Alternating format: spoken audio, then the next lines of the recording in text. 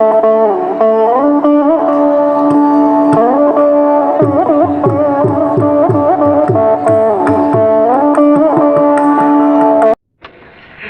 మాత్రం కాదు. ఆ స్థితికి వస్తాడు. అర్థమైందా? వీడు ముందు దోషాలన్నీ పోగొట్టుకుంటే అహం తత్వమసి, నీవు బ్రహ్మ, నేను బ్రహ్మ ఇప్పుడు వస్తుంది. అర్థమైందా?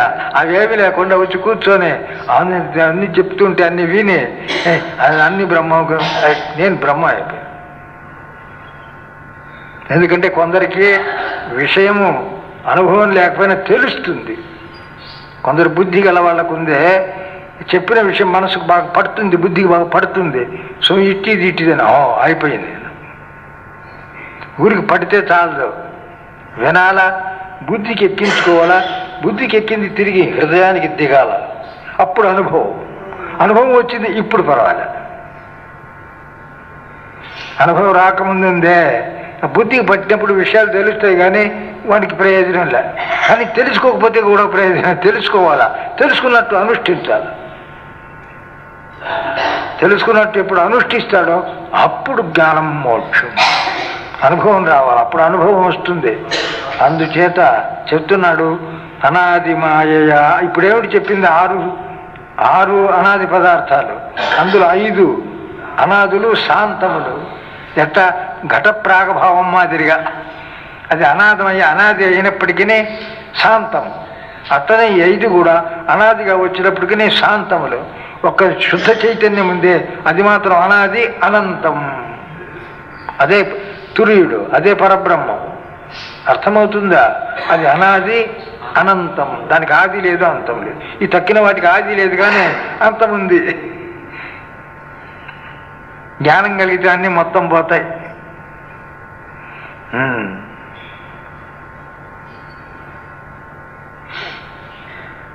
అందుకని చెప్తున్నాను అనాది మాయ సుప్త. అనాది మాయ చేత జీవ, ఈ జీవుడు అనాది మాయ చేత సుప్త, నిద్రలో ఉన్నాడు. అంటే తత్వం ఏమిటో తెలియదు. నిద్ర అంటే ఏమిటి చెప్పింది? తత్వ అగ్రహణం, స్వరూప జ్ఞానం లేదు. అటువంటి వాడు అజం, అంటే జన్మరహితమైంది. ఎవడు? పరబ్రహ్మ. జన్మరహితం అంటే అనాది అనంతం అని అర్థం. అనిద్రం, అనిద్రం నిద్ర లేదు అంటే తత్వ అగ్రహణము లేదు, గ్రహణం ఉంది. ఇప్పుడు అస్వప్నం అనేదా గ్రహణము లేదు, నిద్ర లేదు, స్వప్నము లేదు. అట్లా అనుకోండి. అద్వైతం బుద్ధితే తదా, అప్పుడు వీడు అద్వైతాన్ని తెలుసుకుంటాడు. అర్థమైందా? అప్పుడు అద్వైతాన్ని తెలుసుకుంటాడు. కానీ ఇది అనాది మాయ చేత ఇప్పుడు ఏమైపోయినాడు? నిద్రలో ఉన్నాడు. లేవాలంటే ఎప్పుడు లేచేది? అంతఃకరణలో ఉండే మలదోషాన్ని నిష్కామ కర్మలతో పోగొట్టుకొని ఆ పైన నిష్కామ ఉపాసన చేత విక్షేప దోషాన్ని పోగొట్టుకొని ఈశ్వరానుగ్రహంతో సాధన చేసే సంపత్తిని సంపాదించుకొని ఆ పైన గురువు దగ్గరికి వెళ్ళి శ్రవణం, మననం, నిధిధ్యాసం, నిర్వికల్ప సమాధి. ఆ నిర్వికల్ప సమాధి అది ఎప్పుడైతే వచ్చిందో అప్పుడుందే అహం తురీయ, నేను తురీయుడైన జ్ఞానం అప్పుడు కలుగుతుంది. తెలిసిందా? అప్పుడు కలుగుతుంది. ఇవన్నీ పోదు. అప్పుడు వాడు మేల్కొన్నాడు, వాడు నిద్రలోంచి అప్పుడు మేల్కొన్నాడు. అప్పుడు ఇవన్నీ పోయినాయి. అగ్రహణము లేదో అన్యథాగ్రహణము లేదు. అది కాబట్టి మాయ చేత ఇట్లయిపోతున్నాడు. మాయ కారణం. మాయ అంటే అజ్ఞానం, అజ్ఞానం కారణం. అజ్ఞానం వంటి పాపిష్టి వస్తువు మరొకటి లేదు లోకంలో. అన్నిటికంటే పాపిష్టి పదార్థం ఎవరంటే అజ్ఞానం. ఎందుకని? సమస్త దుఃఖాలు దానివల్లనే వచ్చేది. సమస్త దుఃఖాలు దేనివల్ల వస్తాయి? దానివల్ల. సమస్త దుఃఖాలు దేనివల్ల పోతాయి? జ్ఞానంతో పోతాయి. అందువల్ల అందరూ జ్ఞానాన్ని సంపాదించుకోవాలి. అది కాబట్టి ఆ జ్ఞానం ఏ జ్ఞానం? జీవబ్రహ్మ ఐక్య జ్ఞానం.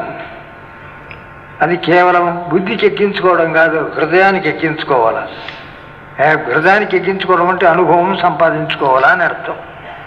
నిర్వికల్ప సమాధిని పొందితే అప్పుడు జ్ఞానం మోక్షం.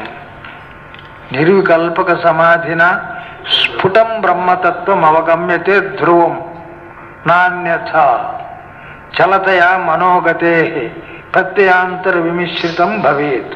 శంకరాచార్యులు వారు అన్నారు, నిర్వికల్ప సమాధి ఎప్పుడైతే కలిగిందో అప్పుడు సమాధిన స్ఫుటం బ్రహ్మతత్వం. స్ఫుటం అంటే సందేహరహితంగా జ్ఞానం అప్పుడు కలుగుతుంది. నాణ్యత అక్కడ ముందు అట్లా చెప్పినాడు, ఇప్పుడు నిషేధ రూపంగా చెప్పినాడు, ముందు విధి రూపంగా చెప్పినాడు. ఏమని? నిర్వికల్ప సమాధి కలిగినప్పుడు వాళ్ళకి జ్ఞానం కలుగుతుంది అని విధి రూపంగా చెప్పినాడు. నిషేధ రూపంగా చెప్తున్నాడు. ఎట్లా? నాణ్యత. నిర్వికల్ప సమాధి లేకపోయినట్టయితే వాడికి తత్వజ్ఞానము లేదు, కలిగితే ఉంది, లేకపోతే లేదు. ఇది విధి నిషేధం రెండు ఉన్నాయి. ఏమే? నాణ్యత ఎందువల్ల? లేకపోతే లేదన్నాం ఎందువల్ల? చలతయా మనోగతే. నిర్వికల్పం కదా చెప్పినాడు, ఇప్పుడు వికల్పం ఉంది కాబట్టి జ్ఞానం లేదు. వికల్పం ఉంటే ఏమిటి? అప్పుడు మనసు చెల్లించుతుంది, అంటే ఇతర లోకం మీదకి పోతుంది. లోకం మీదకి ఎందుకు పోయింది? లోకమునందు సత్యత్వ బుద్ధి ఉంది. సత్యత్వ బుద్ధి చావలా. అది తెలుసుకున్నాడు, ఊరికి చెప్తూ ఉంటే బ్రహ్మ సత్యం జగన్మిథ్య అని తెలుసుకున్నాడే కానీ అనుభూతి లేదు. అందువల్ల విషయాల మీదకి మనస్సు పోతూ ఉంది. నాణ్యత చలతయా మనోగతే. చెలిస్తే ఏమవుతుంది? ప్రత్యయాంతర విమిశ్రితం భవేత్. జ్ఞానాంతరంతో కలుసుకుంటుంది. అప్పుడు స్వరూప జ్ఞానం లేదు. అందువల్ల అందరూ బాగా దోషాలన్నీ పోగొట్టుకొని శ్రవణ మన నిధిధ్యాసాలు నిర్వికల్ప సమాధిని కూడా సంపాదించుకొని బ్రహ్మానందంతో విరాజిల్లుదురుగాక.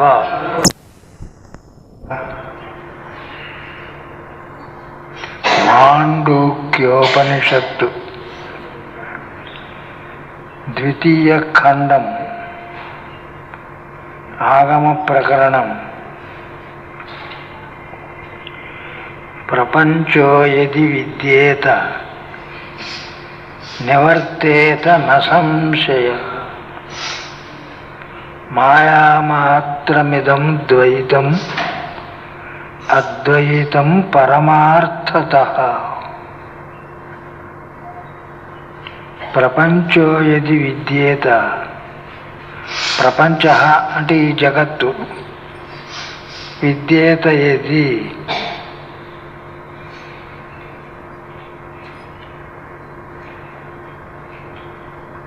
ఉన్నట్టయితే, ఈ జగత్తు ఉంటూ ఉన్నట్టయితే నివర్తేత తప్పకుండా నివర్తించిపోతుంది. నా సంశయ ఈ విషయంలో సంశయము లేదు అన్నాడు. మాయామాత్రమిదము ద్వైతం. ప్రపంచం అంటే ఏమిటి? ద్వైతం. ఇదము ద్వైతము. ఈ ప్రపంచం అంతా కూడా మాయామాత్రం. మాయామాత్రమే. ఏమే?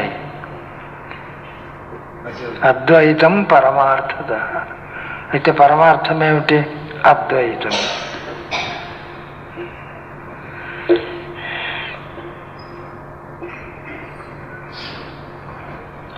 ఇప్పుడు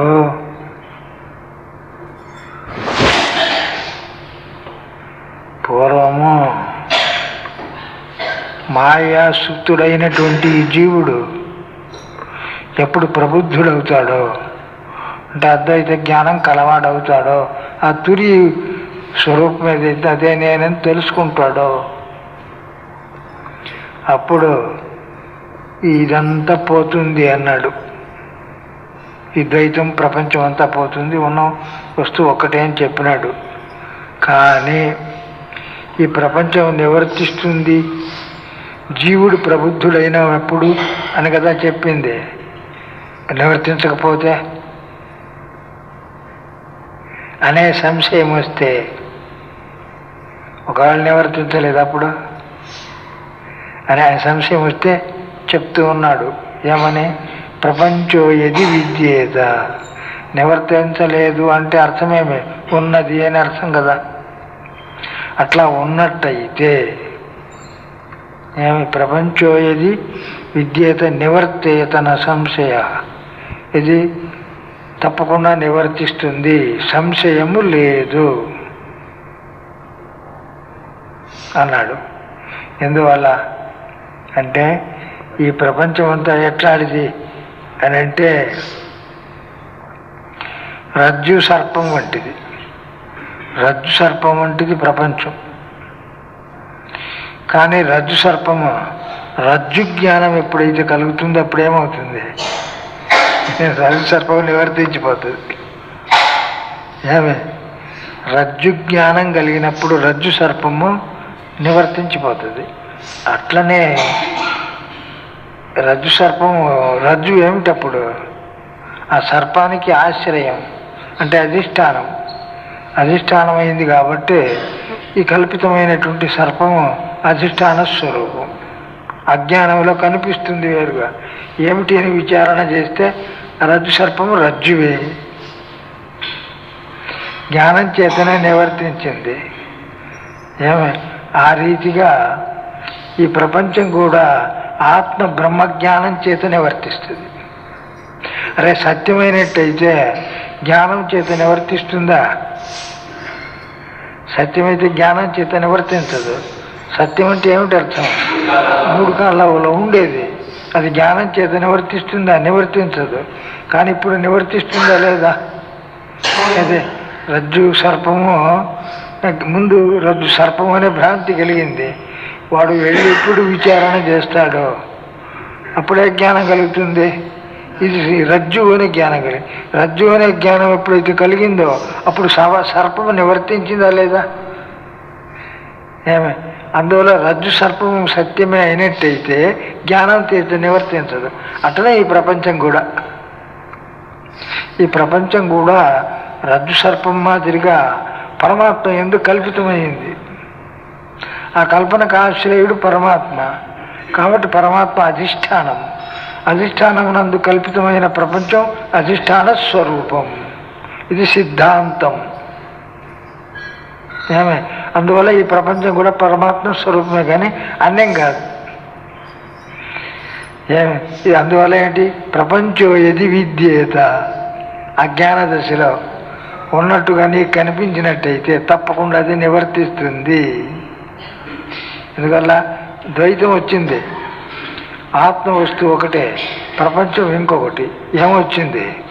ద్వైతం వచ్చింది. ద్వైతం సత్యమా అసత్యమా? అసత్యం. కాబట్టి ఉన్నట్టు నీకు కనిపించినా తప్పకుండా అది నివర్తించిపోతుంది. ఎప్పుడు అధిష్టానమైనటువంటి పరమాత్మ జ్ఞానం ఎప్పుడైతే కలుగుతుందో అప్పుడు నివర్తించిపోతుంది. రజ్జు సర్ప జ్ఞానము, రజ్జు ఎప్పుడైతే అది రజ్జు జ్ఞానం ఎప్పుడైతే కలుగుతుందో అప్పుడు సర్పం నివర్తించిపోయింది. అర్థమైందా? అట్లా. అందువల్ల ప్రపంచం నీకు ఉన్నట్టు కనిపిస్తూ ఉన్నట్టయితే ఇప్పుడు నువ్వు అజ్ఞానివిగా ఉన్నావు. గురువు దగ్గరికి వెళ్ళి విచారణ చేస్తే జ్ఞానం కలుగుతుంది. జ్ఞానం ఎప్పుడైతే కలిగిందో ప్రపంచం నివృత్తం అయిపోయింది. అధిష్టాన జ్ఞానం కలిగితే కల్పిత పదార్థం యొక్క నివృత్తి కలిగిపోతుంది. అది అందువల్ల ప్రపంచం ఏది విద్యేత. ప్రపంచం రెండవదిగా కనిపిస్తూ ఉన్నట్టయితే తప్పకుండా నివర్తిస్తుంది. ఇందువల్ల ద్వైతం వచ్చింది. ఆత్మ ఒకటి, ప్రపంచం ఇంకొకటి. రెండవ వస్తువు నీకు ఉన్నట్టుగా కనిపిస్తూ ఉంటే తప్పకుండా అది నివర్తించే పోతుంది. ఎందువల్ల ఉన్నది ఒకటే, రెండవది లేదు. ఇప్పుడు ప్రపంచం ఉన్నది అంటే రెండవదిగా కనిపించింది కదా, కాబట్టి తప్పకుండా అది నివర్తించిపోతుంది విచారణ చేస్తే. అది ఆత్మస్వరూపం కంటే అన్యం కాదు. రజ్జు సర్పం రజ్జు కంటే అన్యం కాదు. శుక్తి రజితం శుక్తిక కంటే అన్యం కాదు. స్థాణు పురుషుడు స్థాణువు కంటే అన్యం కాదు. ఆ రీతిగా ప్రపంచం పరబ్రహ్మ కంటే అన్యం కాదు. ఇప్పుడు ఉన్నది అంటే ఇప్పుడు రెండవదిగా కనిపించింది కదా, అద్వైతం వచ్చింది. సత్యం ఏమిటి? అద్వైతం. రెండవ పదార్థం ఎక్కడ వచ్చింది అని విచారణ చేస్తే పాయ. అందువల్ల చెప్తున్నాడు, ప్రపంచో యది విద్యేత నివర్తేతన సంశయ. నివర్తిస్తుంది, ఇందులో సంశయం లేదు. ఎందువల్ల మాయా మాత్రమిదం ద్వైతం. ఇదం ద్వైతం, ఈ కనిపించేటువంటిది ద్వైతం అంటే ప్రపంచం అని అర్థం. ప్రపంచం అంటే ద్వైతమే, అన్నీ గెలిచింది కదా ప్రపంచం, ద్వైతమే. అందువల్ల ఇదంతా మాయా మాత్రం. ఏమి? మాయా మాత్రమిదం ద్వైతం అద్వైతం పరమార్థత. పరమార్థత ఏమిటే? అద్వైతం. పరమార్థం ఇది సత్యం. అందువల్ల ప్రపంచం రెండవదిగా కనిపిస్తున్నదని తప్పకుండా నివర్తించేపోతుంది. అందువల్ల రెండవ వస్తువు లేదు, ఉన్నది ఒకటే, ఏకం సత్. విప్రా బహుధా వదంతి. ఏమి? ఉన్న వస్తువు ఒక్కటే, దాన్నే విప్రులు అంటే చదువుకున్న వాళ్ళు, వేదం చదువుకున్న వాళ్ళు ఉన్నారే, వాళ్ళు చాలా ప్రపంచం అంతా చెప్తారు. 84 లక్షల ప్రపంచాన్ని చెప్తారు, అంతేగాని వాస్తవంగా ప్రపంచం లేదు. అంత మాయ. మాయ అంటే చెప్పినాం కదా ఇదివరకు ఒకరోజు. వాడు మాయావి వచ్చి ఏమే అందరికీ ఏదో ముట్టి చూపిస్తాడు. మామిడి ముట్టె ఇట్లా చూపిస్తాడు అందరికీ. ఆ ముట్టిగా కొంత మట్టి ఉంటుంది, ఆ మట్టిలో ఇటు పెడతాడు, దాని మీద కొంచెం నీళ్లు చల్లుతాడు, ఒక గంప మూసి పెడతాడు. ఒక 5 నిమిషాలు పోయిన తర్వాత తీస్తే ఇంత చెట్టు, దానికి ఇంత కాయ, ఇవన్నీ ఉంటాయి. ఇదంతా ఏమిటి? అంత ఇంద్రజాలం, అదే మాయ. అయితే ఇటువంటి కల్పిత పదార్థాలన్నీ కొన్ని నిమిషాల వరకు ఉంటాయని ఒక నియమం ఉంటుంది.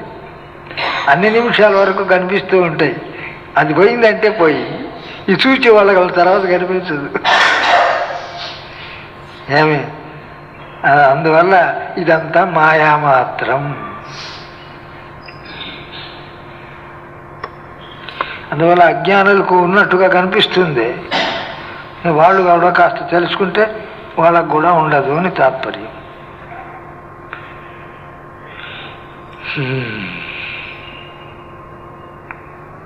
వినివర్తేత కల్పితో ఇది కేనచిత్ ఉపదేశాదయం వాదో జ్ఞాతే ద్వైతం న విద్యతే. ద్వైతం అన్నా ప్రపంచం అన్నా పర్యాయ పదాలే. అందుకని చెప్తున్నాడు, వికల్పో వినివర్తేత. వికల్పం నివర్తిస్తుంది. ఇది కల్పితో ఏది కేనచిత్. కేనచిత్ ఒకానొకని చేత కల్పిత ఏది కల్పింపబడినట్టయితే వికల్పం నివర్తేత వినివర్తేత, అది తప్పకుండా నివర్తించిపోతుంది.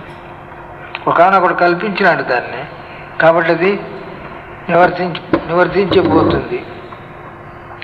ఉపదేశాదయం వాద. అయం వాద ఉపదేశాత్ అంటే ఈ ఉపదేశాత్ గురుంటి గురువు యొక్క ఉపదేశం వలన అయం వాద. జ్ఞాతే తత్వే అని అర్థం. తత్వే జ్ఞాతే ద్వైతం న విద్యతే. లేదు, ఉపదేశం అని అన్నాడు కదా. ఉపదేశం అంటే అందరూ ఉంటారు, గురువు, శాస్త్రము, శిష్యుడు, 3 ఉంటాయి. గురువు ఉంటాడు, బోధించే గురువు. శాస్త్రం ఉంటుంది, శాస్త్రాన్ని అనుసరించి కదా అని చెప్తాడు. కాబట్టి తెలుసుకునే దానికి తగిన శిష్యుడు ఉంటాడు. ఏమి? ఇదే వికల్పం అంటే గురువు, శిష్యుడు, శాస్త్రం. ఏమి? ఈ వికల్పం ఉందే,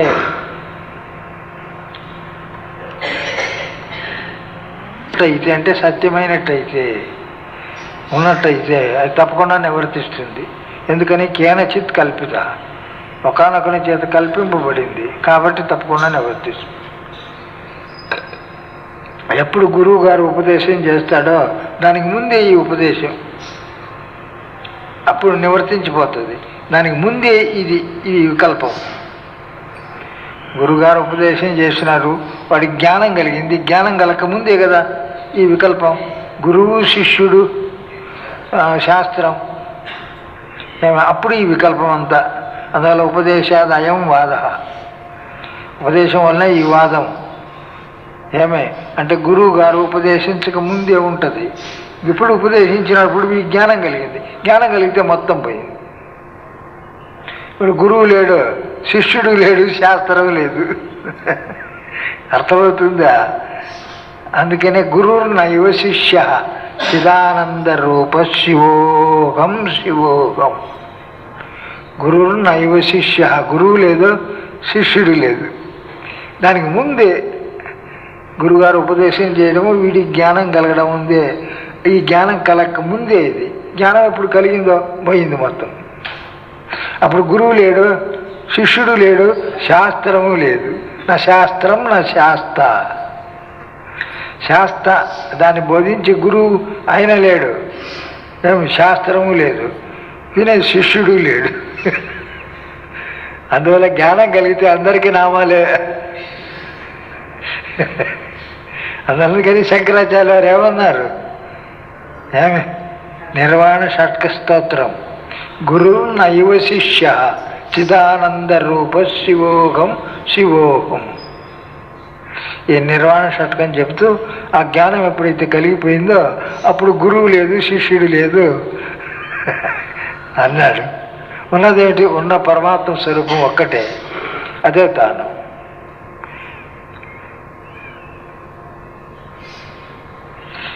కానీ ఈ ఉపదేశానికి ముందు, అంటే ఆ జ్ఞానం కలగక ముందు ఇవన్నీ ఉంటాయి. ఈ గురువు, శాస్త్రము, శిష్యుడు అందరూ ఉంటారు.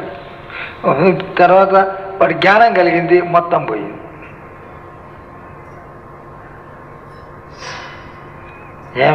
అందువల్ల ముందు ఉపదేశం ఉండాలి. కానీ ఉపదేశం కలిగింది చేసిన తర్వాత ఈ జ్ఞానం కలిగింది, పోయింది. అందువల్ల మొత్తం మీద ఉపదేశం మొదట ఉండాలి. అందుకనే భగవంతుడు కూడా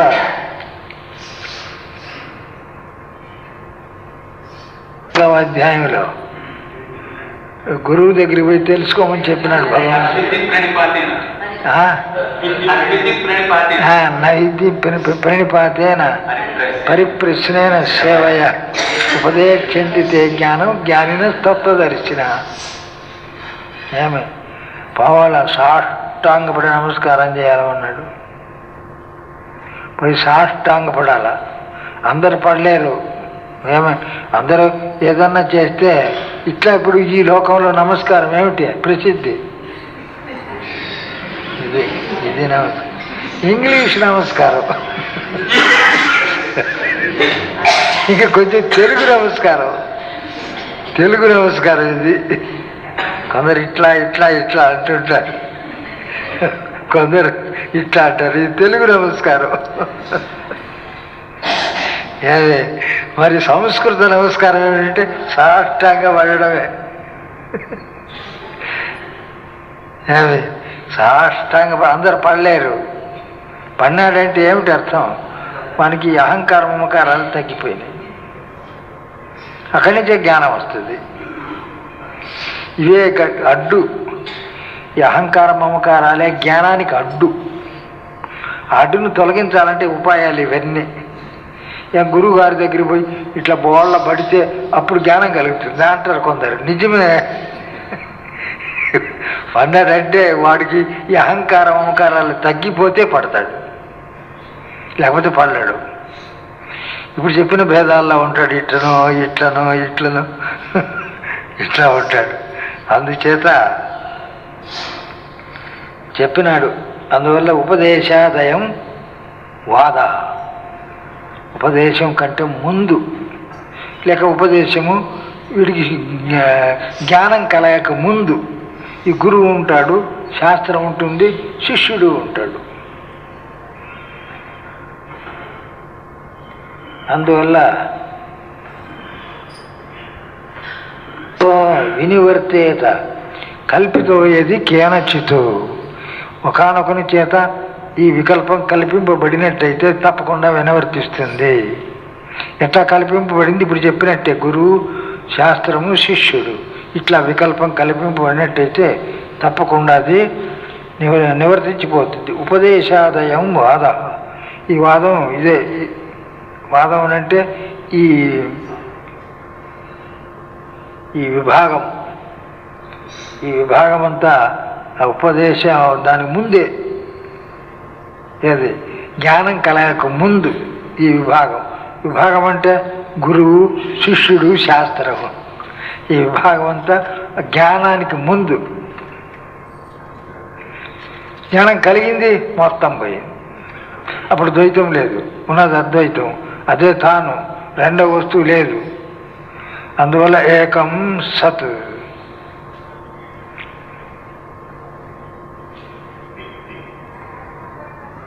కల్పో వినివర్తేత కల్పితో యది కేనచిత్ ఉపదేశాదయం వాద.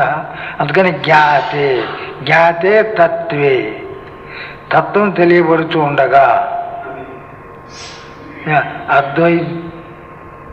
తెలియబడుచుండగా ద్వైతం నవిద్యతే లేదు.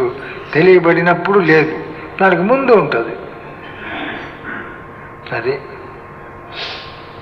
అయితే ఒక మాట, ఇప్పుడు జ్ఞానం కలిగిన తర్వాత ప్రపంచం కనిపించదా? మరి అయితే పోయింది, జ్ఞానం కలిగితే పోయిందంటే మరి ప్రపంచం కనిపిస్తుందా కనిపించదా తర్వాత? అంటే వాడికి ప్రపంచం అంతా కనిపిస్తూ ఉన్నప్పటికీ వీళ్ళు ఇదంతా పరబ్రహ్మము అనే నిశ్చయం ఉంటుంది. అది నిశ్చయం జ్ఞానం. ఇదంతా పరబ్రహ్మ స్వరూపం అన్న నిశ్చయం ఉంది, అది జ్ఞానం. అది చిరకాలం బాగా ధ్యానం చేసినట్టయితే వాడికి ఇదంతా అట్లా కనిపిస్తూ ఉన్నా సరే ఇది పరబ్రహ్మం అనే నిశ్చయం బాగా దృఢంగా ఉంటూ ఉంటుంది. అది చెప్పినాడు, ఆయన పూర్వం చెప్పినాడు కదా, మట్టితో ఏనుగని చేసినాడు. వీడు చూసేవాడికి మట్టిని స్ఫురిస్తున్నా సరే ఏనుగనే నిశ్చయం ఉంటుంది. మట్టి అని స్ఫురిస్తూనే ఉంటుంది, కానీ ఏనుగనే నిశ్చయం ఉండనే ఉంటుంది. ఇంకొకటి గుర్రం, ఇంకొకటి గాడిద. ఆ మట్టితో చేసి పెట్టినాడు. అరే ఇది గుర్రం, ఇది గాడిద, ఇది ఏనుగు ఏముంటుంది. కానీ ఇవన్నీ మట్టి అనేది లోపల స్ఫురిస్తూ ఉంటుంది. అయినా ఇది గుర్రము, గాడిద అనే నిశ్చయం ఉండనే ఉంటుంది. అర్థమైందా? ఆ రీతిగా ప్రపంచం స్ఫురిస్తూనే ఉంటుంది. పప్పులో ఉప్పు తక్కువైతే తక్కువ అని చెప్తాడు. జ్ఞానం కలిగిన తర్వాత కూడా ఎక్కువగా కారం వేస్తే కారం ఎక్కువగా వేస్తే రేపు చెప్తాడు.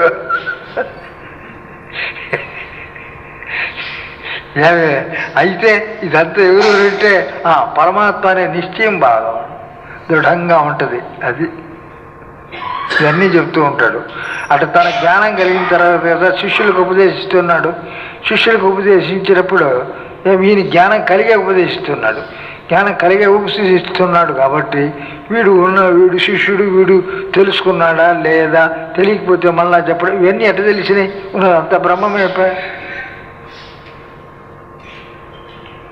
శుకుడు మరి ముందు అదే వేదవ్యాసుల ఉపదేశం చేసినారు. తర్వాత ఆయన శ్రవణం చేసినాడు. ఆ శ్రవణం తాను మననం చేసినాడు. శ్రవణం అన్నాడుతూ సమస్తము బ్రహ్మస్వరూపం అనే ఒక నిశ్చయానికి వచ్చినాడు. కానీ అంతా బ్రహ్మస్వరూపం అనే నిశ్చయం వచ్చింది, కానీ కన్ను తెరిస్తే వల్ల మనుషులు, పశువులు, పక్షులు, ప్రపంచమే కనిపిస్తుంది. అప్పుడు అన్నాడు, ఇదేంటిది? శ్రవణం మన్నాలతో అంత పరబ్రహ్మ అనే విచారణ చేస్తే సిద్ధమవుతుంది. మళ్ళీ కన్ను తెరిస్తే ప్రపంచం కనిపిస్తుంది. అంత బ్రహ్మ కథ కనిపించాల సిద్ధమైతే. సరే, అప్పుడు ఆయన ఏం చెప్పినాడంటే, అరే నువ్వు ఆ జనకుడి దగ్గరికి పో అన్నాడు. చొరవ, అబ్బా కొడుకు అనే చొరవ వల్ల నీకు సరిగా పట్టడం లేదు నీ చెప్పేది. నువ్వు ఆ జనకుడి దగ్గరికి పో అన్నాడు. ఆయన అక్కడ పరీక్ష చేసి ఉపవాసం 3 రోజులు పెట్టి తర్వాత పాదరసం పోసి పళ్ళెం నెత్తిన పెట్టి అంత తిప్పించి తర్వాత ఏమీ సంశయం చెప్పమన్నాడు. ఇదే చెప్పినాడు. మా నాయనగారు చెప్పినారంతా బ్రహ్మమని నేను విన్నాను. దాన్ని అభేద సాధక యుక్తులతో భేద బాధక యుక్తులతో విచారణ చేసినాను, అంతే సిద్ధమైంది. కానీ నాకు చూస్తే మళ్ళీ మనుషులు ప్రపంచం కనిపిస్తున్నది కానీ ఆ బ్రహ్మం కనిపించలా. అరే నీకు విపరీత జ్ఞానం ఉంది. విపరీత జ్ఞానం ఎట్టపోతుంది? ధ్యానం చేస్తే పోతుంది. శ్రవణం మననమే అయింది నీకు. శ్రవణం చేత ఏం పోతుంది? ప్రమాణ సంశయం పోతుంది. ప్రమాణములు ఉపనిషత్తులు, వాటికి సంబంధించిన సంశయం పోతుంది. అంటే ఉపనిషత్తులు జీవబ్రహ్మలకు ఏకత్వాన్ని బోధిస్తాయా లేక అనేకత్వాన్ని బోధిస్తాయా? ఇటువంటిది ఒకటి చెప్పినాము. ఇటువంటి ఉపనిషత్తులకు సంబంధించిన సంశయాలు ఇవన్నీ ఎట్టపోతాయి? గురువు దగ్గర పోయి శ్రవణం చేస్తే మరలా అప్పుడు పోతాయి. శ్రవణం చేత ప్రమాణ సంశయం, మననం చేత ప్రమేయ సంశయం. ప్రమేయం అంటే అర్థమేమి? ప్రమాణానికి ఏది విషయం అవుతుందో అది ప్రమేయం. అంటే ప్రమాణం దేన్ని చెబుతుందో అది ప్రమేయం. ఈ ప్రమాణం ఉపనిషత్తు అది దేన్ని చెప్తుంది? పరబ్రహ్మని చెప్తుంది. కాబట్టి పరబ్రహ్మం ప్రమేయం. కాబట్టి ఆ ప్రమేయ రూపమైన పరబ్రహ్మము జీవుడు బ్రహ్మ అని రెండుగా ఉంటుందా లేక బ్రహ్మ అని ఒక్కటిగానే ఉంటుందా? ఇది ప్రమేయ సంశయం. ఇది ఎప్పుడు పోతుంది? ఈ శ్రవణం చేసిన తర్వాత దాన్ని అభేద సాధక యుక్తులతో భేద బాధక యుక్తులతో ఎప్పుడు విచారణ చేస్తాడో అప్పుడు ప్రమేయ సంశయం పోతుంది. ఉన్న బ్రహ్మం ఒక్కటే సత్యం. అది విపరీత భావన ఏంటి? అరే జీవబ్రహ్మలకు భేదము సత్యమే, ప్రపంచము సత్యమే. అర్థమైందా? జీవబ్రహ్మలకు భేదము సత్యమే, ప్రపంచము సత్యమే. ఇది విపరీతం. జీవబ్రహ్మలకు భేదము సత్యం కాదు, ప్రపంచము సత్యం కాదు. అందువల్ల విపరీతం. ఇది పోవాలంటే ధ్యానం చేయాలి. అప్పుడు ఆయన పోయినాడు ఏమి ఆ మేరు పర్వతానికి.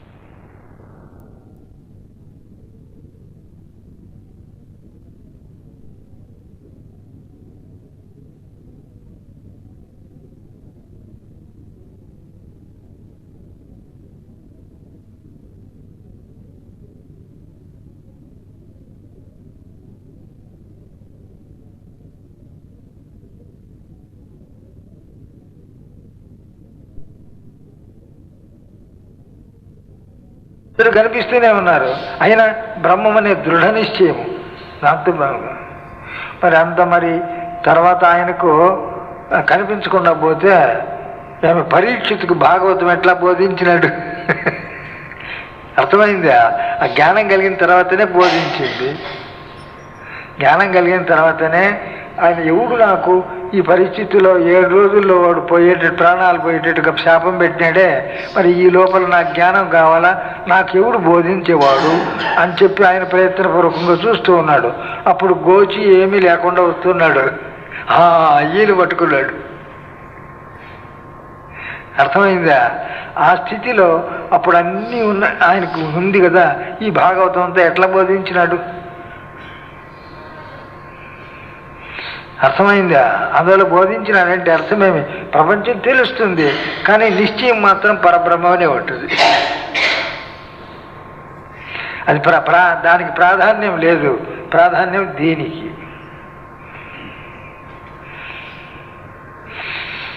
అది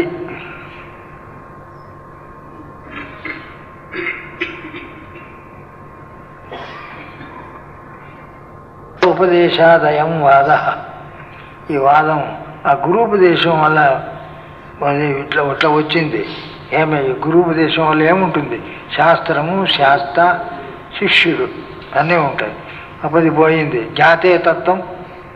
ఆ తత్వజ్ఞానానికి ముందు ఈ వాదం అంతా ఉంటుంది. ఏమని? గురువు, శాస్త్రము, శిష్యుడు, ఈ వాదం అంతా ఉంటుంది. జ్ఞానం కలిగింది, పోయింది మొత్తం. గురువులు నైవ శిష్య అని చెప్పినట్టుగా గురువు లేదు, శిష్యుడు లేదు.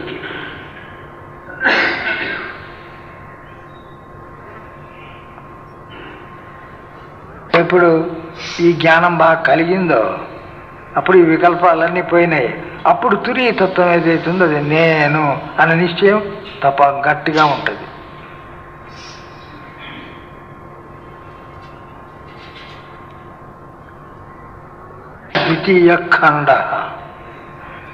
ద్వితీయ ఖండం అయిపోయింది. ఇక మీద తృతీయ ఖండం. అథ ఉపనిషత్. ఇంతవరకు చెప్పినవన్నీ గౌడపాద కారికలు. ఇప్పుడు మళ్ళా ఉపనిషత్తు తృతీయ ఖండము ఉపనిషత్తు వస్తుంది.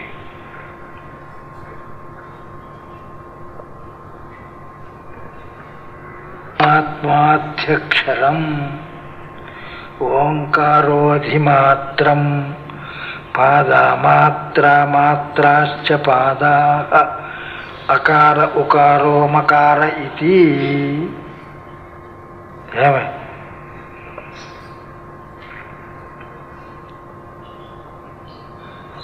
అయమాత్మాధ్యక్షరం, అయమాత్మ అని చెప్పి ఈ ఆత్మకు 4 పాదాలు అని చెప్పినాడు కదా. ఏమి ఆత్మకు 4 పాదాలు అని చెప్పినాడు. ఇంకా ఓంకారానికి కూడా 4 పాదాలు అని చెప్పబోతూ ఉన్నాడు. పాదాలంటే మాత్రలు అని ఓంకారానికి చెప్పేటప్పుడు అవి మాత్రలు అంటారు. పాదాలంటే అవి చెప్పబోతూ ఉన్నాడు. అందుకని చెప్తున్నాడు సోయమాత్మా అధ్యక్షరం. అధ్యక్షరం అంటే అక్షరం అంటే ఓంకారం. ఏమే ఆ ఆత్మ ఉందే ఈ ఓంకారమే. ఆత్మ ఓంకారమే. ఎందువల్ల అభిధాన ప్రాధాన్యంతో చెప్తున్నాడు. అభిధానం అంటే అర్థమేమే నామం. నామం అంటే అర్థం ఒకటి ఉంటుంది. వాచ్యవాచకములు అర్థం ఉంటుంది, దానికి వాచకం శబ్దం ఉంటుంది. అందువల్ల వాచ్యాన్ని అర్థాన్ని చెప్పేటువంటి దాన్ని శబ్దం అంటారు. వాచ్యవాక్యాలకు అభేదం. అయితే అభిధాన ప్రాధాన్యం చెప్పినప్పుడు ఏమే ఆ వస్తువు నుండి ఆ పేరుతో చెప్తే ఈయనెవరు రామయ్య. రామయ్య ఆయనకి పేరు, ఒక వ్యక్తి ఉన్నాడు, ఆయనకి పేరు రామయ్య. ఈయనెవరు రామయ్య అంటే ఇప్పుడు దేనికి ప్రాధాన్యం వచ్చింది? అర్థానికి కాదు, ఇప్పుడు నీ శబ్దానికి ప్రాధాన్యం వచ్చింది. రామయ్య అంటే శబ్దానికి ప్రాధాన్యం వచ్చింది. ఆయన దానిలో అంతర్భవించిపోయినాడు. ఏమే మళ్ళీ అర్థానికి ప్రాధాన్యం అంటే రామయ్య ఆయన ఆ వ్యక్తిని చూపిస్తాడు. ఆయనకి ప్రాధాన్యం ఇచ్చినప్పుడు ఈ అది ఆ అర్థానికి ప్రాధాన్యం. అర్థమైందా? ఇప్పుడు శబ్దానికి ప్రాధాన్యం ఇచ్చి చెప్తున్నాడు. ఏమని? సోయమాత్మాధ్యక్షరం. ఆ ఆత్మ ఉందే అది అధ్యక్షరం అంటే ఓంకారం. అంటే ఓంకారమే ఆయన అంటే అభిధాన ప్రాధాన్యం. అభిధానం అంటే శబ్దం. ఆ శబ్దం ఎవరు? ఓంకారం. కాబట్టి ఆత్మ ఎవరు? ఓం. తెలిసిందా? ఆత్మ ఎవరంటే ఓం. అందువల్ల సోయమాత్మ అధ్యక్షరం. అధ్యక్షరం అంటే ఓంకారము.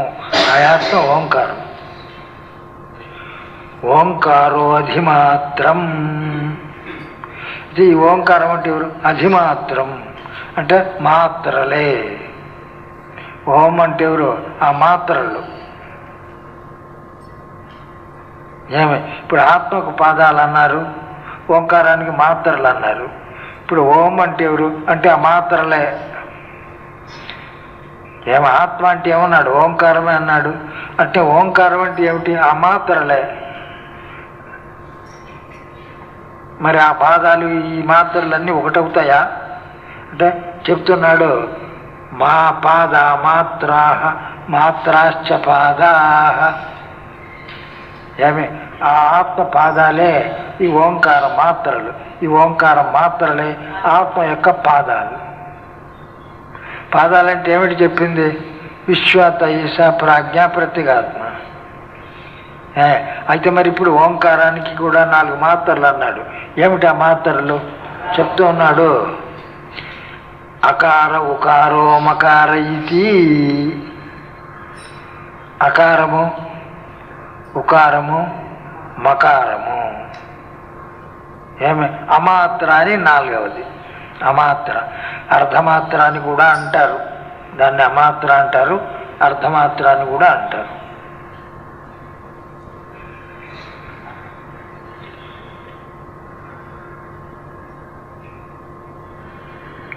ఈ రీతిగా ఆత్మకు పాదాలు, పాదాలే అదే ఓంకారం అన్నాడు.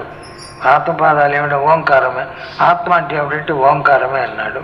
అంటే ఓంకారం అంటే ఏమిటి? అమాత్రలే అన్నాడు. అరే మాత్రలు అంటే ఏవి? ఆ మాత్రలకు ఈ ఆత్మపాదాలకు భేదం లేదు అన్నాడు. పోనీ ఆ మాత్రలు ఏమిటి అని అడిగితే అకార ఉకార మకార ఇది అన్నాడు.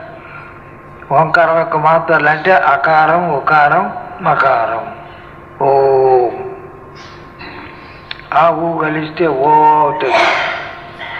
పాణినీయ వ్యాకరణాన్ని బట్టి ఆ ఊ కలిస్తే ఓ అవుతుంది.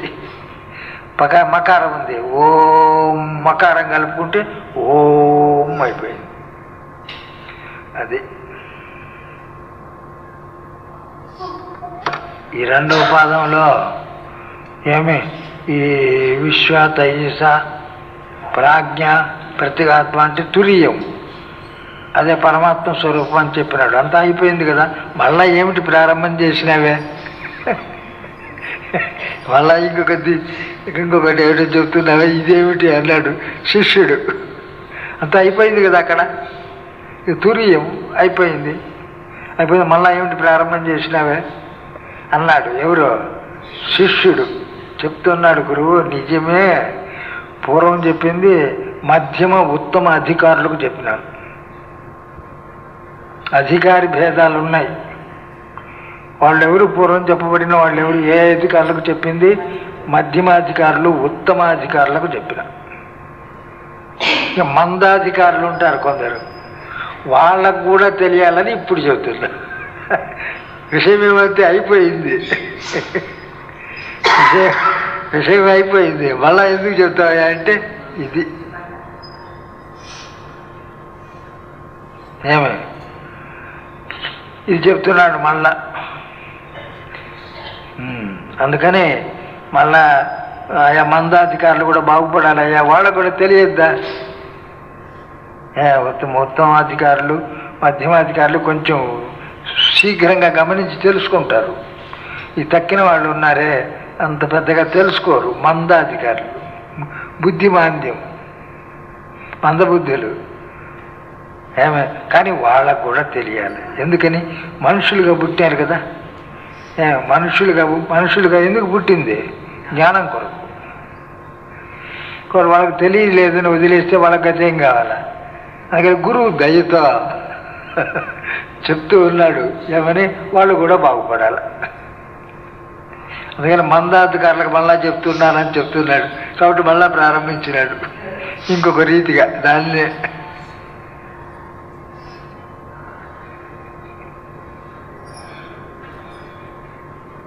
చెప్పినాడు. ఇప్పుడు ఆత్మపాదాలు ఓంకార పాదాలు. ఆత్మకి ఏవి పాదాలు? విశ్వ తైజస ప్రాజ్ఞ ప్రత్యేగాత్మ, అదే తురీయం. ఏమే మళ్ళా ఇప్పుడు ఓంకారానికి మాత్రలు ఏమిటి? అకారము ఉకారము మకారము అమాత్ర చెప్పినాడు కదా. ఇట్లా మళ్ళా చెప్తున్నాడు. మందాధికారులు కూడా తెలియాలి. పూర్వం ఎప్పుడు ఇదివరకు ఇంతకాలం చెప్పినామే, అప్పుడు ఒకవేళ తెలియకపోయినా ఇప్పుడైనా వినండి బాగా. ఇప్పుడైనా వింటే పట్టుతుంది బాగా పరమాత్మ స్వరూపం, అది తత్వం.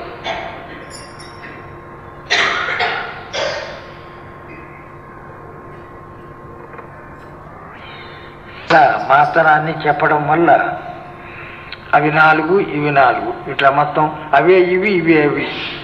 అందుకనే కదా పాద మాత్ర మాత్రాశ్చ పాద, మాత్రలే పాదాలు పాదాలే మాత్రలు అన్నాడు. అది ఎట్లా అన్నాడు మళ్ళీ. ఎవరు? శిష్యుడు.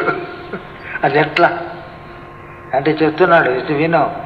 జాగరిత స్థాన వైశ్వానర అకార ప్రథమా మాత్ర ఆప్తే ఆదిమత్వాద్వా ఆప్నోతి వై సర్వాన్ కామాన్ ఆదిశ్చ భవతి య ఏవం వేద. చెప్తున్నాడు. ఇప్పుడు మొట్టమొదటి అకారము, ఓంకారం మొదటి మాత్ర అకారం, ఆత్మకు మొదటి మాత్ర విశ్వడు. ఆ ఇద్దరిని తీసుకొని చెప్తున్నాడు. ఆ విశ్వడు ఎప్పుడు ఉంటాడు? జాగ్రత్త అవస్థలో ఉంటాడు. అందుకని జాగరిత స్థాన. జాగ్రత్త అంటే జాగ్రత్త, అది స్థానంగా గలవాడు. జాగరిత స్థాన వైశ్వానర. ఎవడు వైశ్వానరుడు అంటే విశ్వడు వైశ్వానరుడు అంతా ఒకటే, అంత వ్యాపించిన వాడు అని అర్థం. అప్పుడు కూడా విశ్వడు అన్నప్పుడు కూడా ఆయన వ్యాపకుడు అని అర్థం. ఎక్కడ? 3 అవస్థల్లో ఉన్నది ఒక్కడే. 3 అవస్థల్లో ఉన్నది ఒక్కడే. పేర్లు వేరు పెట్టారు కాబట్టి అక్కడ ఎట్లా? నేను నిద్రపోయినాను, లేచినాను, కలగన్నాను. నేను నిద్రపోయినా, లేచిన, కలగన్నా. నిద్రపోయినానంటే సుషుప్తి, లేచినానంటే జాగ్రత్త, కలగన్నానంటే స్వప్నము. మరి ఈ 3 ఒకడికేనా? లేక నిద్రపోయింది ఒకడు, లేచింది ఒకడు, కలగన్నది ఇంకొకడా? ఏమిటి? ఒక్కడే. కాబట్టి ఈ ముగ్గురు ఒకడే. అక్కడ చెప్పినాడు ఏమే అయితే వాళ్ళు కాస్త బాగా బుద్ధి చురుకైన బుద్ధి గలవాళ్ళు కాబట్టి చక్కగా తెలుసుకున్నారు అక్కడ. కానీ మందబుద్ధులు గలవాళ్ళు బాగా పట్టలా. గురువు గ్రహించినాడు, అరే పాపం వీళ్ళు కూడా బాగుపడాలా అన్న భావంతో మళ్ళా చెప్తున్నాడు. ఇంకొక రకంగా చెప్తాను, నీకు కూడా తెలుస్తుంది అని చెప్పి ఈ పద్ధతి పెట్టినాడు. ఇప్పుడు ఎవరు? గురువు ఈ పద్ధతి పెట్టినాడు. ఇప్పుడు తెలియకపోతే మళ్ళీ ఎప్పుడు తెలియదు. బాగా తెలుసుకోవాలి ఇప్పుడు. అందువల్ల చెప్తున్నాడు, జాగరిత స్థాన వైశ్వానర అకార. జాగ్రత్త స్థానంగా గలవాడు. జాగరిత స్థాన, జాగరితం స్థానం యశుస. జాగరిత స్థాన, జాగ్రత్త స్థానముగా కలవాడు. ఎవడు? వైశ్వానర. వైశ్వానరుడు ఈశ్వరుడు. వైశ్వానరుడు ఒకటే కాబట్టి ఆయన వైశ్వానరుడు అంటే ఈ ప్రపంచం అంతా వ్యాపించి ఉండేవాడు అని అర్థం. విశ్వశ్చాసం నరాశ్చ విశ్వానరా. విశ్వనర లేక విశ్వశ్చాసం నరశ్చ విశ్వానర. విశ్వానర ఏవ వైశ్వానర. విశ్వానరుడే వైశ్వానరుడు. విశ్వం అంటే సమస్తమైన, నరహ మనుషులు అంత కలిసి వైశ్వానరుడే. విశ్వానరుడు అవుతాడు అప్పుడు. విశ్వశ్చాసో నరశ్చ విశ్వానర. విశ్వానర ఏవ వైశ్వానర. ఆ విశ్వానరుడే వైశ్వానరుడు. అంటే మొత్తం ఈ సమస్త నరుల యందు నేను అనే భావం గలవాడు అని అర్థం. అర్థమైందా? ఇప్పుడు మనకెట్లా ఉంది? ఈ శరీరం నుండి నేనని ఉంది. అప్పుడు ఈశ్వరుడు అయిపోయినాడు. అర్థమైందా? ఎవరి ఏ శరీరం నందు ఒక్కొక్కరికి వేరువేరుగా ఉంటే వాడు ఈశ్వరుడు అయిపోయినాడు. అరే మొత్తం బ్రహ్మాండంలో ఉండే అందరి యందు కూడా నేననే భావం వస్తే ఆయన వైశ్వానరుడు. అప్పుడు ఇప్పుడు విశ్వలంతా వైశ్వానరుడే అయిపోయిందే లేదా? ఇప్పుడు వేరువేరుగా తీసుకుంటే విశ్వడు, మొత్తం మీద తీసుకుంటే వైశ్వానరుడు. అందరి ఎందు బ్రహ్మాండంలో ఎంతమంది నరులు ఉన్నారో అందరి ఎందు నేను అనేటువంటి భావం కలవాడు కాబట్టి వైశ్వానరుడు అని అర్థం. అందువల్ల సర్వవ్యాపకుడు అనేది అర్థం వచ్చేసి బ్రహ్మాండం అంతా వ్యాపించున్నాడు. అందువల్ల ఆయన ఎక్కడ ఉంటాడు? జాగరిత స్థాన. జాగ్రత్త దశలో జాగ్రత్త స్థానంలో ఉంటాడు. వైశ్వానర అకార. ఆ ఓముకు చెప్పిన అకారం ఉందే అది అంటే వైశ్వానరుడు అని అర్థం. ఇప్పుడు అది అభిధానం కదా. ఏది? ఓంకారం అభిధానం అంటే వాచికం. వీళ్ళ అర్థం ఆత్మపాదాలు అర్థం అవుతాయి, అది చెప్పే శబ్దాలు అవుతాయి. ఆ ఓం అంటే అది దాంట్లో అకారము అకార ఉకారం అకారాలని చెప్పినాడు కదా.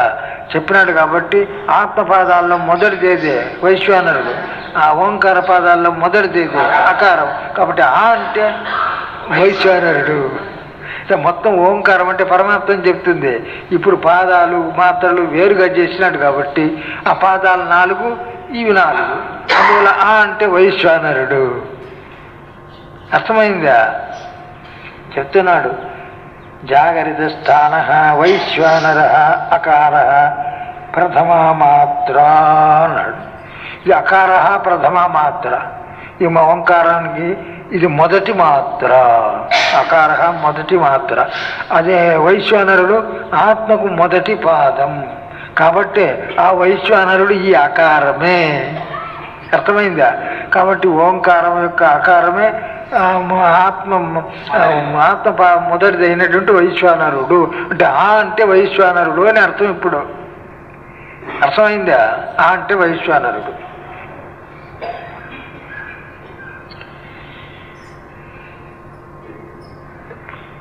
రాజిమత్వాద్వా. ఏమయ్యా ఆ అంటే వైశ్వానరుడు అన్నావే, దేన్ని బట్టి చెప్పినావు? అట్లా దేన్ని బట్టి చెప్పినావు అంటే హేతువు చెప్తున్నాడు. ఆప్తే. ఆప్తే అంటే వ్యాపకుడు అగుట వలన. వ్యాపకుడు అంటే ఇప్పుడు వైశ్వానరుడు అంటే బ్రహ్మాండమంతా వ్యాపించున్నాడు. ఏమే ఇప్పుడు ఆ అంటే వాక్య ప్రపంచాన్నంతా ఆవరించి ఉంటుంది. ఆ ఉంది. ఏమే ఆ అంటే అకారం ఉందే, ఈ వాక్ ప్రపంచాన్నంతా వ్యాపించుంటుంది. ఏమంటారు? పుస్తకము అన్నారు. స్థాల ఆ ఉందే లేదా? స్థకార అకారములు స్థ. ఏమే పుస్తక. కకార అకారములు క. ఏమే పుస్తకం. అట్లా ఈ అకారం అనేది వాక్ ప్రపంచం అంతటా వ్యాపించి ఉంటుంది. అధికంగా అనేది వ్యాపించి ఉంటుంది. అందుకని చెప్పినాడు ఇది వ్యాపించింది, ఆయన వ్యాపించింది. వ్యాపకుడు. ఇద్దరికి వ్యాపకత్వం సామ్యం. దాన్ని బట్టి ఆప్తే రాజిమత్వాద్వా. ఈయన ప్రపంచమంతా వ్యాపించున్నాడు. మనుషులందరూ ఎందు నేననే. ఏమి ఆదిమత్వం ఒకటి హేతు. అది ఈ అకారం వైశ్వానరుడిని చెప్పడంలో ఆయన సర్వప్రపంచాన్ని వ్యాపించున్నాడు. ఈ అకారము వాక్ ప్రపంచాన్ని వ్యాపించింది. వాక్ ప్రపంచం శబ్ద ప్రపంచాన్ని వ్యాపించింది. కాబట్టి వ్యాపకత్వం సామ్యం ఇద్దరికి. కాబట్టి ఆ అంటే వైశ్వానరుడు. ఇంకొక హేతు కూడా చెప్తున్నాడు. ఏమిటి? ఆదిమత్వాత్. ఆదిమత్వం. ఇప్పుడు ఆత్మపాదాల్లో మొదటిదేది వైశ్వానరుడు. ఆ ఓంకార పాదాల్లో మొదటిదేది ఆ ఆదిమత్వం. వ్యాపకత్వాన్ని బట్టి ఆదిమత్వాన్ని బట్టి ఆ అంటే వైశ్వానరుడు. అర్థమవుతుందా? అందుకని చెప్పినాను అని సహేతుకంగా చెప్తున్నాడు అంతా.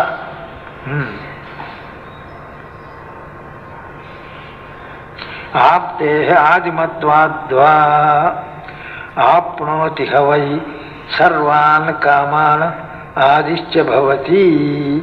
ఈ రహస్యాన్ని ఎవడైతే తెలుసుకుంటాడో, ఏమిటి ఆ అంటే వైశ్వానరుడు. కారణమేమి? ఈయన సర్వ ప్రపంచాన్ని వ్యాపించున్నాడు. ఆకారము వాక్ ప్రపంచాన్ని వ్యాపించింది. కాబట్టి ఈ ఇద్దరు కూడా ఒకటే అని ఎవరైతే ఆ అంటే వైశ్వానరుడు అని ఎవడైతే తెలుసుకున్నాడో, ఏమి వాడిందే ఆప్నోతి హవై సర్వాన్ కామాన్. సర్వాన్ కామాన్, సమస్త కోరికలను ఆప్నోతి పొందుతాడు. ఊరికే ఇప్పుడు ఎట్లా ఉందంటే శబ్దం తెలుసుకున్నాం, ఇది అనుభూతం కావాలా, అప్పుడు వస్తుంది అది. అర్థమైందా? ఎవడు ఈ అకార వైశ్వానరులకు ఏకత్వాన్ని బాగా తెలుసుకుంటా అంటే వైశ్వానరుడు అని తెలుసుకుంటాడో వాడు సర్వాన్ కామాన ఆప్నోతి, సమస్త కోరికలను పొందుతాడు. వాడికి ఏ కోరిక ఉంటే అదంతా సిద్ధించిపోతూ ఉంటుంది ఇది కలగడం వల్ల. ఈ జ్ఞాన మహిమది. ఇది విద్వత్ఫలము అని అంటారు. తెలుసుకున్నటువంటి వానికి కలిగే ఫలం. విద్వత్ఫలం అంటే ఏమిటి? తెలుసుకున్నటువంటి వానికి కలిగే ఫలం.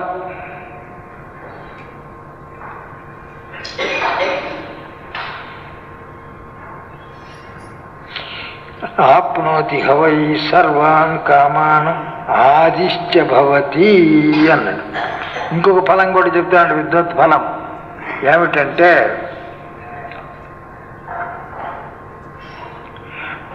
బ్రహ్మవేత్తలలో వాడు మొదటి వాడు అవుతాడు. ఆదిశ్చ భవతి, మహాత్ములలో ఉత్తముడు. మొదటివాడు అంటే ఉత్తముడు అనే కదా, ఉత్తముడు మొదటివాడు అట్లా అవుతాడు. ఆదిశ్చ భవతి, సమస్త కోరికలను పొందుతాడు. బ్రహ్మవేత్తలలో మొదటివాడు అవుతాడు, ఉత్తముడు అని తాత్పర్యం. అర్థమైందా?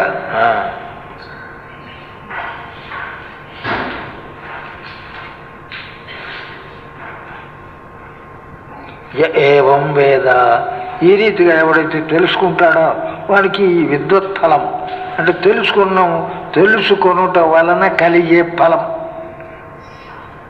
కోరికలన్నీ తీరిపోతాయి. బ్రహ్మహాత్ముల్లో మొదటి వాడు అవుతాడు. ఈ అకారము వైశ్వానరుడు అంటే వైశ్వానరుడు అని ఇద్దరికి అభేదాన్ని తెలుసుకున్నట్టయితే, అంటే అనుభూతం కావాలి బాగా. ఇప్పుడు మనం కేవలం విన్నాము. ఏమే అన్నం దీని ఆకలిపోతుంది అని చెప్పినాడు పెద్ద ఆయన పిల్లవాడికి. పిల్లవాడు ఏడుస్తూ ఉన్నాడు. ఏమరా ఏడుస్తాను? ఆకలి అన్నాడు. అరే ఇంత అన్నం దీని పోతుంది అన్నాడు. అన్నం తింటే ఆకలి పోతుంది అని విన్నాడు. తెలిసింది వాడికి. పోతుందా? మరి ఎప్పుడు పోతుంది? తింటే పోతుంది. అట్టనే ఇప్పుడు ఈ అంటే వైశ్వానుడు అని తెలుసుకున్నాం. ఏమే అది ఎట్లా వైశ్వానుడు అనుభవాన్ని సంపాదిస్తే అప్పుడు వీడికి కోరికలు ఏమి అందరిలో మొదటివాడు కావడం, ఆ విద్వత్ ఫలం అప్పుడు లభిస్తుంది. ఆ స్థితి రావాలి, అనుభవం రావాలి. ఇప్పుడు విన్నాడు, తెలుసుకున్నాడు. అక్కడ పోయి నా కోరికలన్నీ సిద్ధిస్తాయి కదా ఇక మీదట అంటే అర్థమైందా? అనుభవంతో సిద్ధిస్తాయి, అన్ని అనుభవంతో సిద్ధిస్తాయని తెలుసుకోండి. స్వాములు వారు చెప్పినారు అంత ఉత్తమ మాటలే, నాకు ఒక్కటి సిద్ధించలేదు అంటే తర్వాత నీకు అనుభవం వచ్చిన తర్వాత అడుగు, ఏమి అన్నీ సిద్ధించలేదా అప్పుడు చెప్తావు.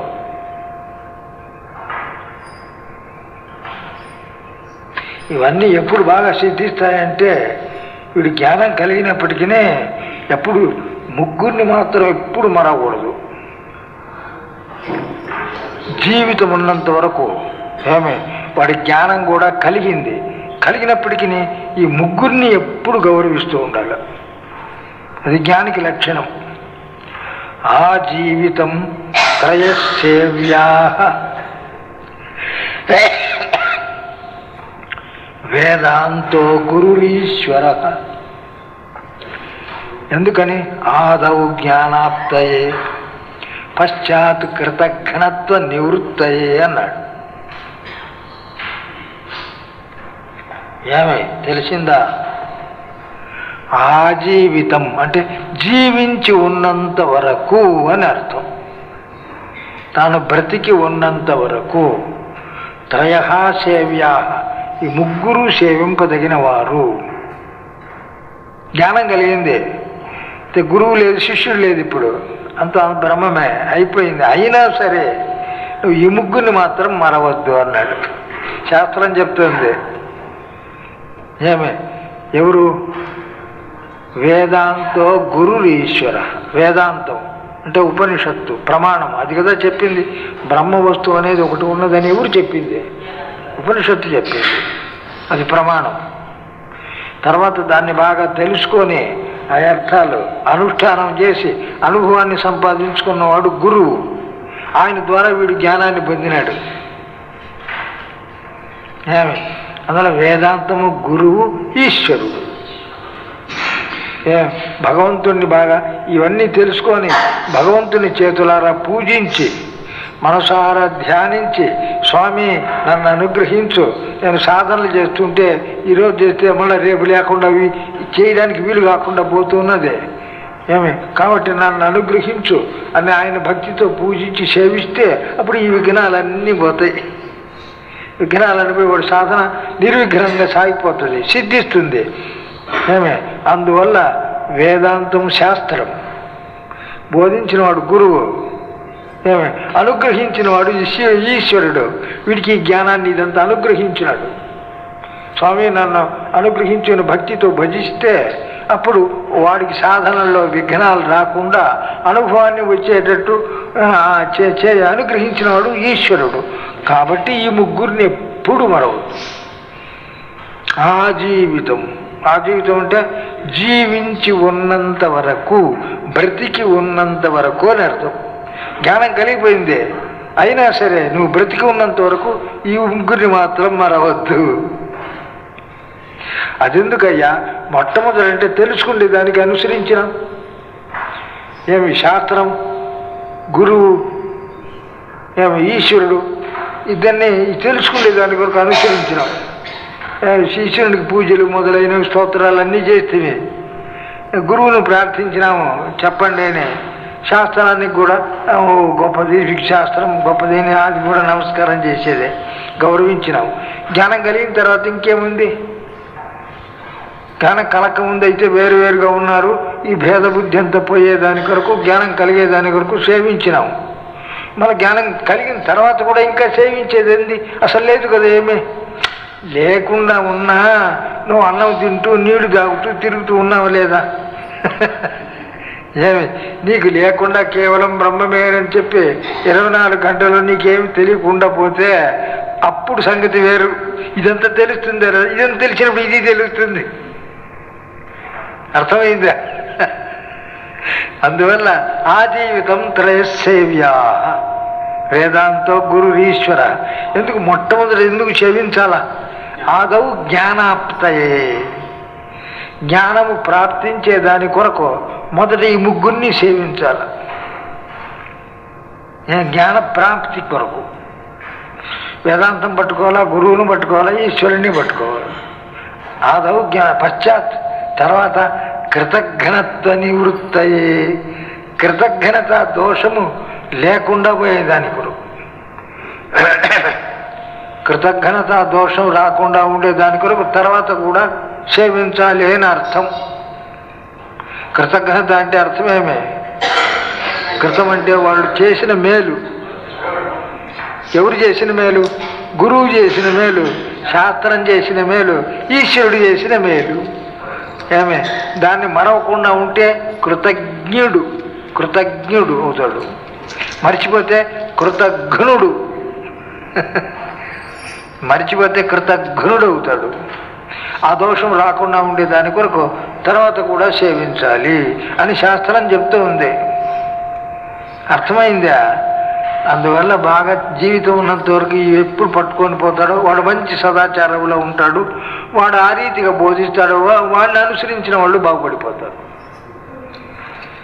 కాబట్టి అందరూ బాగా ఈ తత్వాన్ని బాగా తెలుసుకొని ఈ పద్ధతిని అవలంబించి, ఇదంతా శాస్త్రీయ పద్ధతి, ఈ తత్వాన్ని అవలంబించి ఆత్మ విజ్ఞానాన్ని, జీవబ్రహ్మ ఐక్య జ్ఞానాన్ని, ఆ తురీయుడు